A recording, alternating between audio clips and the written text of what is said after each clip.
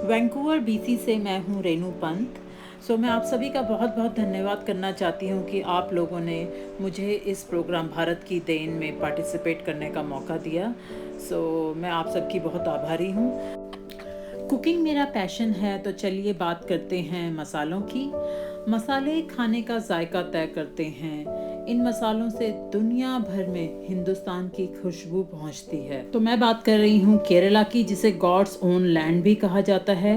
वहाँ के मुन्नार के मसालों के बगीचे, जिन्होंने भारत को सोने की चिड़िया की पहचान दिलाई, और इन मसालों ने यूरोप के भी कई देशों को बहुत अमीर बनाया। हम सभी जानते हैं कि कैसे हमारे मसाले रसोई के खाने के स्वाद बढ़ाने से लेकर के कैसे हमारे को हेल्थ बेनिफिट्स देते हैं।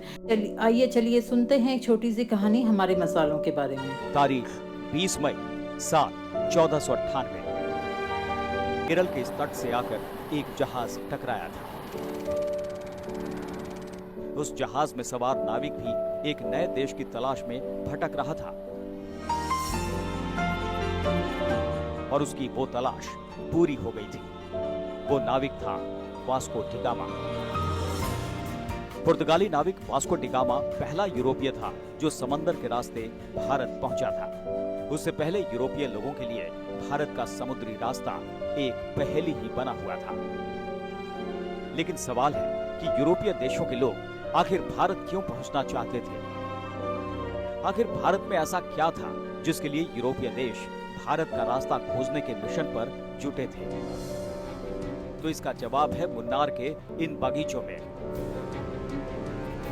इन बगीचों से निकले मसाले तो यूरोप तक पहुंच रहे थे, लेकिन यूरोपियों को इन मसालों के बागों का पता नहीं था। केरल के बगीचों में पैदा हुए मसालों ने उनके जुबान पर वो जायका चढ़ा दिया था जिसकी खोज में वो भारत तक आ पहुंचे। मसालों के मामले में भारत दुनिया का सबसे बड़ा निर्यातक देश है। दुनिया के करीब 160 देश भारत से 180 मसाले खरीदते हैं। इतिहास की किताबों के मुताबिक 7वीं सदी से 15वीं सदी तक केरल के इन बागीचों की चाबी सिर्फ अरबी कारोबारियों के पास ही थी। अरब कारोबारी केरल के मसाले खरीदकर यूरोप तक पहुंचाते थे। खाने को लजीज बनाने वाले इन मसालों की वजह से अरबी कारोबारियों की पूछ यूरोप में भी खूब बढ़ती गई। कहा जाता है कि अरबी कारोबारी ये नहीं बताते थे कि वो मसाले कहां से लाए हैं। ऐसा वो इसलिए करते थे ताकि दुनिया को मसालों का ठिकाना मालूम न चले और उनके कारोबार में कोई सेंध न लगा पाए। कहा जाता है कि अरबी लोग भारतीय मसालों को लेकर झूठी कहानियां भी गढ़ते थे। इस दालचीनी को लेकर अरबी कारोबारियों ने एक मनगढ़ंत कहानी फैलाई थी। जब उनसे यूरोप में पूछा जाता था कि दालचीनी कैसे पैदा होती है, तो वो कहते थे जहरीले सांप के बिल में से दालचीनी निकाली जाती है।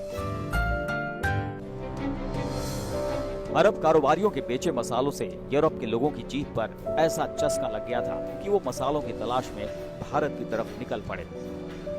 उस वक्त तक यूरोप के लोगों को भारत का समुद्री रास्ता मालूम नहीं था। कई यूरोपीय नाविकों ने मसालों की दुनिया की तलाश में अपनी जिंदगी कुर्बान कर दी।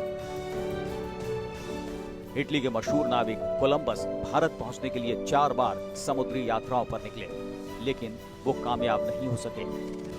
वास्को डी गामा के केरल के मसालों के बगीचे खोजने के बाद कारोबार शुरू हो गया।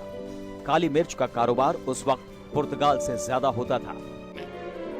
वास्को डी गामा यानी पुर्तगालियों के भारत आने के बाद यूरोपीय देशों में भारत पहुंचने की होड़ सी मच गई। कारोबार के लिए डच, फ्रांसीसी और अंग्रेज भारत आते गए, और कारोबार के रास्ते ही भारत गुलाम भी बन गया। भारत को गुलाम बनाने वाले यूरोपीय देशों को मालामाल बनाने के बाद भी मसालों की ये बगीचे हरे हैं। इन बगीचों में न सिर्फ मसाले हैं बल्कि मिठास भी उगती है। जो चॉकलेट मुंह में घुलकर मिठास पैदा करती है, उसकी बुनियाद मुन्नार के इन बगीचों में है। यहाँ कोको का वो पेड़ भी मिलता है जिससे चॉकलेट बनती है। हमारे हिंदुस्तानी सभी मसालों में कोई ना कोई हेल्थ बेनिफिट्स हैं, तो ये कहना बिल्कुल भी गलत नहीं होगा कि मसालों से महकता संसार भारत की देन है।